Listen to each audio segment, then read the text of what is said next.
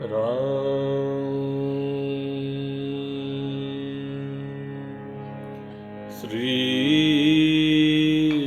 राम।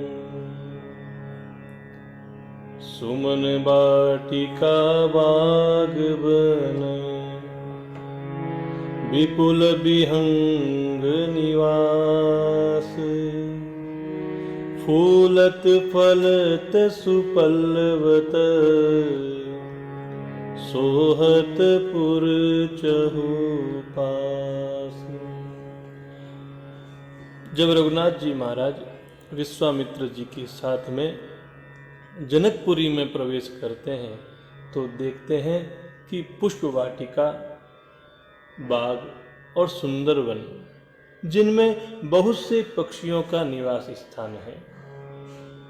वह नगर चारों तरफ से बड़ा ही सुंदर लगता है। नगर की शोभा कहीं नहीं जा सकती। बनईन बरनत नगर निकाई, जहाँ जाय मन तहि लोभाई। चारु बजारु विचित्र अंबारी, मणिमय विधि जनु स्वकर सवारी। धनिक बनिक बर धनद समाना, बैठे सकल वस्तु ले नाना।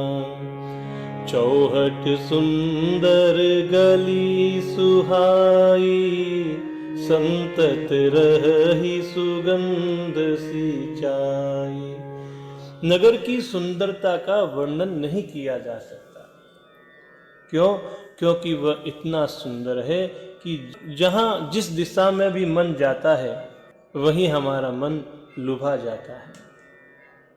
सुंदर बाजार है, मणियों से बने हुए विचित्र छज्जे हैं, मानो ब्रह्मा ने अपने हाथों से इनका निर्माण किया हो।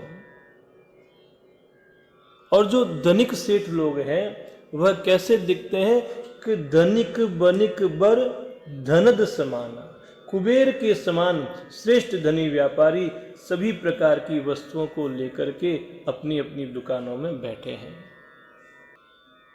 चौराहे भी सुंदर हैं और गलियां भी स्वच्छ और सुंदर है तथा सुगंधित द्रव्यों से सींची गई है।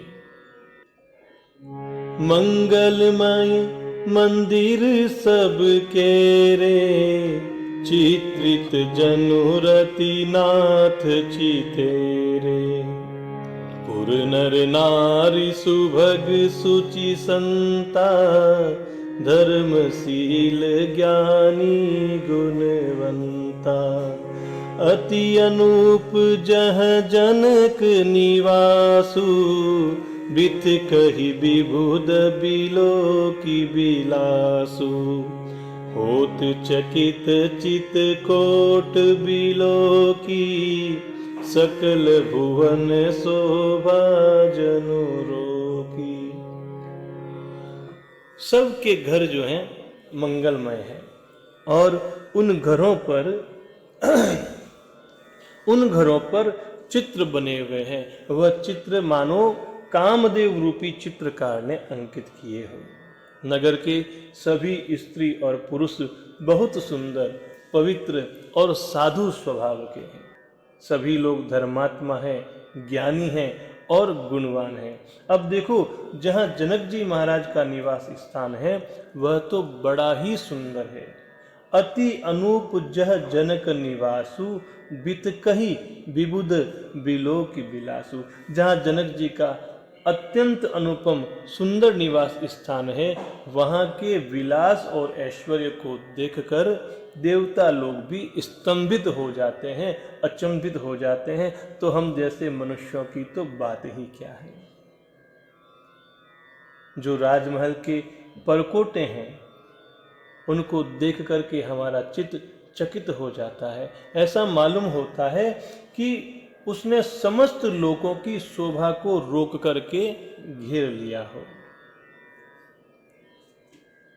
धवल धाम मणिपुरट पट, सुघटित नाना भांति, सिय निवास सुंदर सदन, शोभा किमी कही जाती।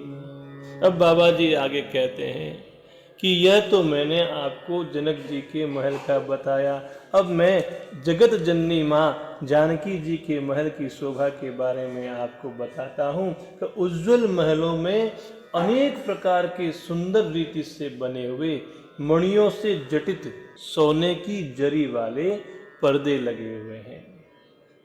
सीता जी के रहने का जो सुंदर महल है उसकी शोभा का वर्णन नहीं किया जा सकता। लिखा है, सुभग द्वार सब कुलिस कपाटा, भूप वीर नट मागध भाटा। सुभग द्वार सब कुलिस कपाटा, भूप वीर नट मागध भाटा। बनि विशाल बाजी गजसाला, हय गय रथ संकुल सब काला। सूर सचिव सैनप बहु तेरे, नृप ग्रह सरिस सदन सब केरे। पुर बाहिर सर सरित समीपा, उतरे जह तह विपुल महीपा। जानकी जी के महल के जो दरवाजे हैं बहुत सुंदर हैं, जिनमें वज्र के समान मजबूत अथवा हीरों के समान चमकते हुए किवाड़ लगे हुए हैं। वहाँ राजाओं, नटों, मागधों और भाटों की भीड़ लगी रहती है। हय गय रथ संकुल सब काला, घोड़ों और हाथियों के लिए बहुत बड़ी बड़ी गुड़शालाएं और गजशालाएं बनी हुई हैं, जो सभी समय घोड़े, हाथी और रथों से भरी रहती है। बहुत से सूरवीर मंत्री और सेनापति हैं, उन सब के घर भी राजमहल के समान सुंदर हैं। नगर के बाहर तालाब और नदी के निकट जहां तहां बहुत से राजा लोग अपना अपना डेरा डाल करके उतरे हुए हैं। ये राजा लोग क्यों आए हैं? क्योंकि यहाँ जगत जननी माँ जानकी जी का स्वयंवर है, धनुष यज्ञ है। तो राजा लोग भी अपनी किस्मत को आजमाने के लिए यहाँ पर आए हुए हैं।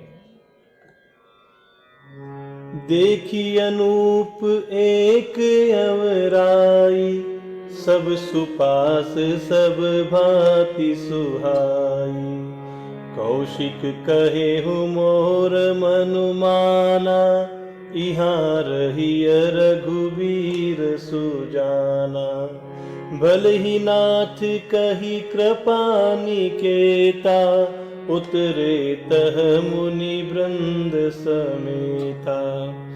विश्वामित्र महामुनि आए, समाचार मिथिलापति पाए। वहीं पास में एक आमों का सुंदर बगीचा था, जहां सभी प्रकार से मंगल था और सुहावना था। उसको देख करके विश्वामित्र जी महाराज ने कहा कि हे रघुवीर, मेरा मन कहता है कि अब यहीं पर हमें रहना चाहिए।